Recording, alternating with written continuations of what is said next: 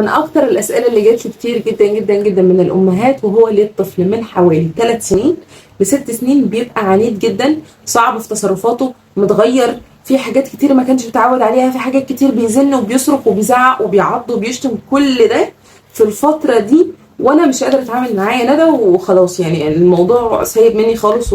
عادي معايا بقى ليه؟ اولا الفتره من 3 سنين ل6 سنين هي الفتره اللي بيبدا يحس فيها الطفل انه كبر، حس بنفسه شويه، انه بدا يبقى ليه راي، انه بدا يبقى ليه شخصيه، انه بدا يبقى صوته عالي. فدي من الحاجات اللي بتخليه يفرض شخصيته شويه. فبيبدا اول حاجه ساعه ما يفرض شخصيته يعمل ايه؟ يجيب القواعد اللي انت حطاها ويقول لك لا انا لا للقواعد. فيقوم ماسك مثلا ما امسكش الموبايل، لا همسكه. ما تعضش فلان، لا هعضه.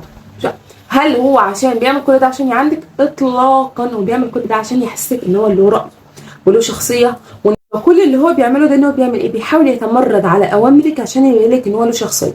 طيب انا في الوقت ده اعمل ايه؟ اول حاجه اديله الاحساس اللي هو عايزه. يعني ايه؟ يعني انا حاسسه فعلا ان هو ليه شخصيه، نيجي نتكلم في موضوع ما بس رايه كده واقول له لا انت مالكش راي، انت مين انت صغير انت عشان تتكلم؟ لا سيبيه يقول رايه، سيبيه يتكلم، حتى لو مش هتعملي بيه سيبيه يقول رايه يا ستي. الناس كلها بتقول رايها، اشمعنى هو يعني؟ ده اول حاجه. تاني حاجه اعمل ايه بقى؟ ان انا ما اقابلش القواعد بتاعته دي، ان انا بزن وزي العيله معاه كده واجي اكلمه اللي هو لا ما تزعقش، ولا انت حلو الادب وانت كذا وانت كذا. اعمل ايه؟ همسك القواعد اللي هو بيدمرها دي وافضل ثابته عليها زي ما. يعني ايه؟ يعني انا قلت مفيش موبايل، لو بمسك الموبايل بهدوء كده انا هسحب الموبايل واقول لا مفيش موبايل، ماما قايله كده.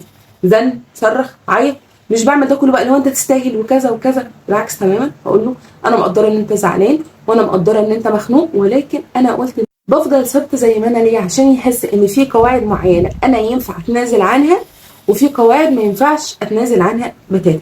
فهو اوتوماتيك بيبدا يفهم ان دي شخصيتك، وان انت مهما زن، مهما صرخ، مهما عيط، مهما عض، انا ثابته على القواعد بتاعتي دي، ويا ريت انت كمان تحترمها عشان انا احترم كلامك. بالظبط كانك انت ماشيه معاه، مش ماشيين كده، لا احنا ماشيين مع بعض، بحيث ان هو ده ابني وانا مش عايزه اخسره من صغره واحسسه ان هو منفرد لوحده انه شخصيه مش مرغوب فيها. بالعكس تماما، انا ابقى فاهمه ان دي فتره وهتعدي، فعشان تعدي لازم تعدي بسلاسه، وكمان يكون اتعلم فيها حاجات كويسه جدا. بلاش تصرفات الامهات الغلط اللي هو انت قليل الادب، انت كذا انت كذا انت كذا.